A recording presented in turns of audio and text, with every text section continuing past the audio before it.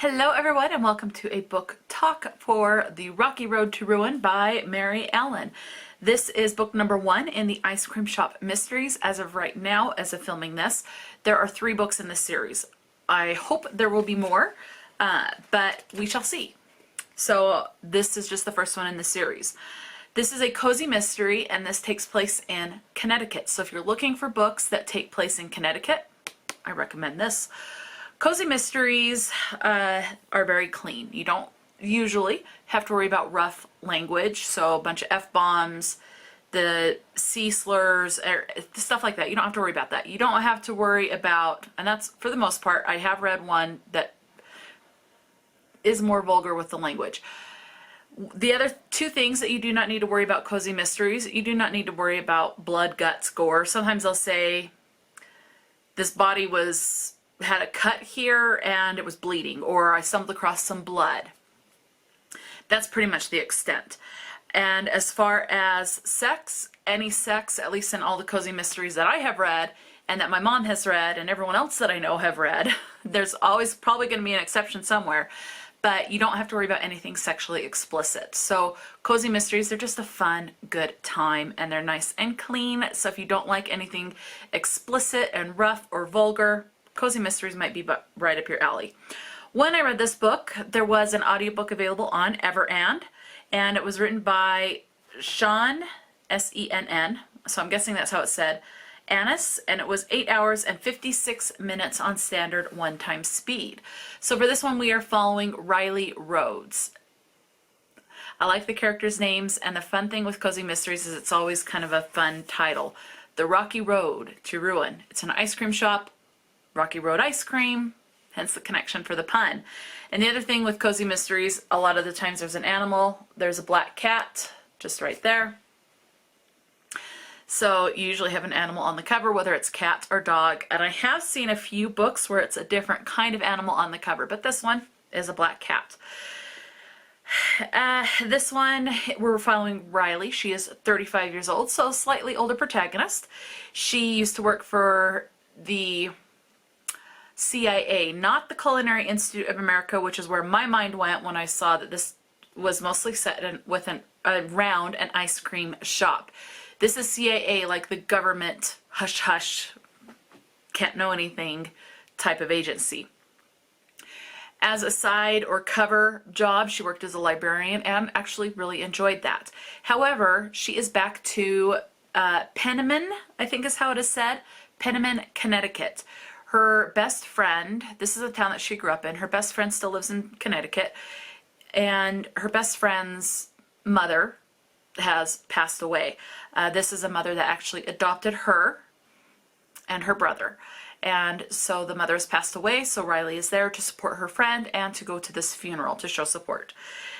And a little bit after the funeral, they go try to get back into business with the ice cream shop. This is also where the friend's mother worked, and she would try to create unique ice cream flavors, some of which involve alcohol, so you do have that reference as well. And the main character, what is her friend's name? I am blanking. Not the friend. Carolyn is the friend. Mike. Okay, so Carolyn has a brother named Mike, and in this particular case, you find out, and it's right on the back, Mike is killed. And Carolyn is the main suspect because there's some tension as far as what was going to happen with the ice cream shop. Was it going to be sold off? And things like that. So there's a little bit of tension there. And because of the stuff that's at stake, Carolyn, Riley's friend, is the main suspect. Riley does not believe that Carolyn would have it in her to kill someone. And so, like any cozy mystery, in this particular case, someone close to the main character, her friend Carolyn, is the main suspect, but the main character inserts themselves into the investigation for various reasons. Usually it is the police aren't doing a good enough job, or so their police are incompetent, or they aren't getting the answers that they want, so the police are being very hush-hush during an open investigation, and so because she's not getting the answers that she wants, she's going to insert herself into the investigation.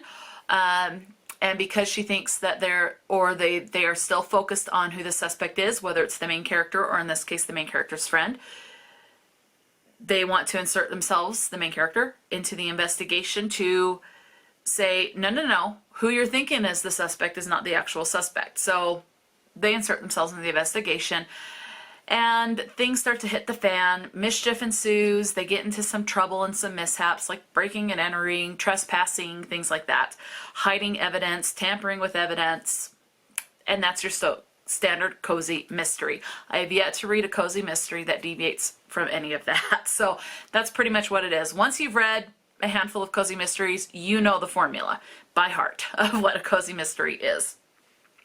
As far as your representation in this particular book, it's the only thing that's not up to your imagination is the fact that adoption is referenced a couple of times. And so you do have adoption as your representation. Anything as far as ethnicity, race, cultural diversity, religion, anything like that, it's going to be up to your imagination as the reader.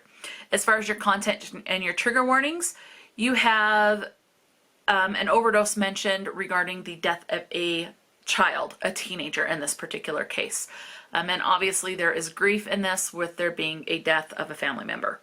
So that's your content and your trigger warnings. Now, in case you're still on the fence, we have the following words so that you know if this passes your threshold. We have the word hell twice. God comes up 3 times, not in a religious context, but then it also comes up twice in a religious context. So 5 times total. So 3 not religious, 2 religious. We have damn 1 time, hussy once, the word bulimia twice, and suicide once.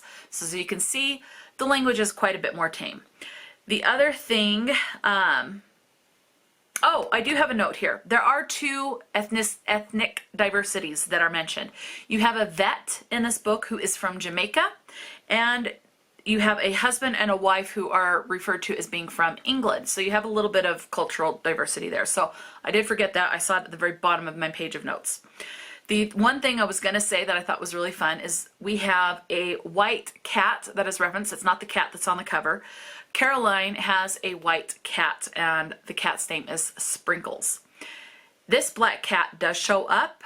It's a stray, makes itself at home, pretty much adopts Riley Rhodes, and they name the black cat Rocky.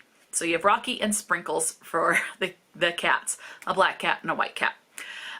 So yeah, there are 3 things that I underlined. So let's go through that real quick. Sometimes people rise to the occasion. So that's kind of when you're just doubting things. We're all capable of anything when our backs are against the wall. And the third thing I have underlined, and this is the extent of my annotation, I just underline certain lines or phrases that pop out to me. Some people have good hearts, even if they don't look that way on the outside. So those are the words. And I'm trying, and I know I'm not perfect at this, I'm trying to remember to read the synopsis, or not the synopsis, the author bio that's in the book. This particular book does have some actual recipes at the back of the book. Some cozy mysteries will, especially when it revolves around food. This one we have a recipe for Buzzy's Ultimate Frozen Margarita, so like a margarita ice cream. And sunflower ice cream is the other one. So it tells you how to make it and everything. As far as the author bio in the book, it's just like 2 lines. So that's all it says. But it says, Meri Allen lives in a quiet corner of Connecticut where she haunts libraries, used bookstores, and vintage shops. So 1 sentence.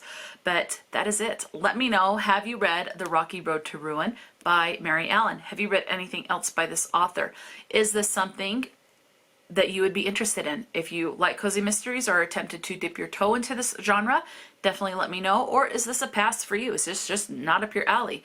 Definitely let me know. Talk to me in the comment section below. And until next time, stay true to yourself and enjoy a good book. And I will talk to you later.